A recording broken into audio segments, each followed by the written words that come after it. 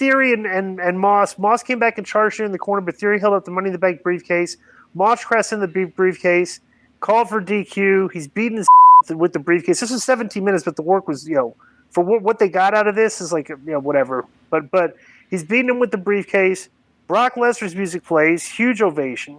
Lesnar took a slow lap around the ring while Theory stood in the ring holding his briefcase in a defensive position. Lesnar entered the ring and smirked.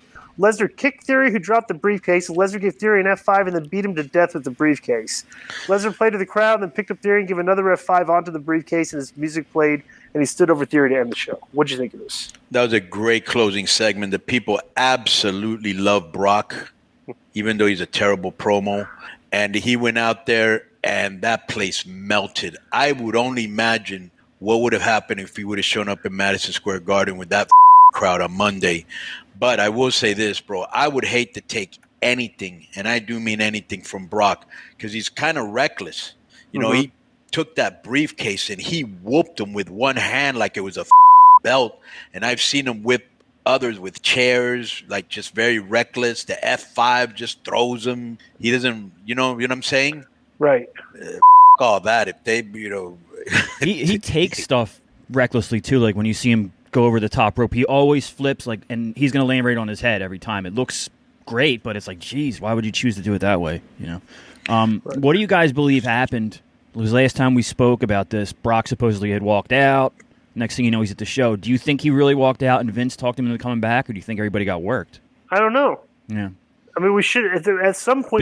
Billy was on, and Billy said he got a text saying that Brock had left. So right. Well, number one, Brock doesn't seem to me like the type of guy that's going to be working anything. He probably was mad Vince wasn't there, and Vince called him and said, "Hey, be a professional. Yeah. I'm still running backstage. Just keep it on the low," or whatever he told them, and he came back. Right.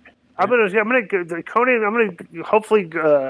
Konnan, I'm gonna marry you to the position that you still think Vince is. Your best gut tells you that Vince is still running things, even though he's not. Yeah. Oh, okay. 1,000%. Yeah. Well, all right. That's a good. I have this for you here. This is from Vince Russo. Bro, you actually think? Let me ask you this question: this mega maniac, narcissist, emperor, crazy guy who built this, made it, who has his fingerprints over everything, who has to be in everybody's ear, who's trying to everybody, bro, that's his whole life, that he just completely detached himself from that when his daughter and son-in-law are in charge? Come on. Good point. Well, Vince Russo, what do you got? Vince Russo agrees with you. He said this on the Legion of Raw podcast. I worked with Vince. I know Vince. Guys, if you really think Vince McMahon is retired, you're clueless. What do you think Vince McMahon is going to do, bro? Read a book? Go for a stroll on the beach, hanging out at the pool in Connecticut? Retirement basically means he cannot show his face up on TV, at the office anymore. But if you don't think everything is still not getting run by him and he is not calling the shots, then you do not know Vince McMahon.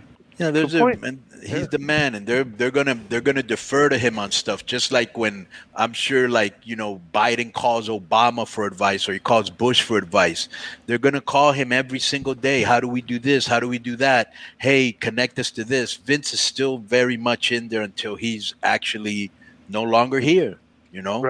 Right. Well, did you read the latest, right, where the $14.6 million that Vince supposedly paid out may not have come from his personal money. It might have come from the company money, and they're investigating that now. It says unrecorded expenses. They got to change their books and everything. Right. Yeah. So we'll see. So that's I don't know. crime. Yeah. We'll see.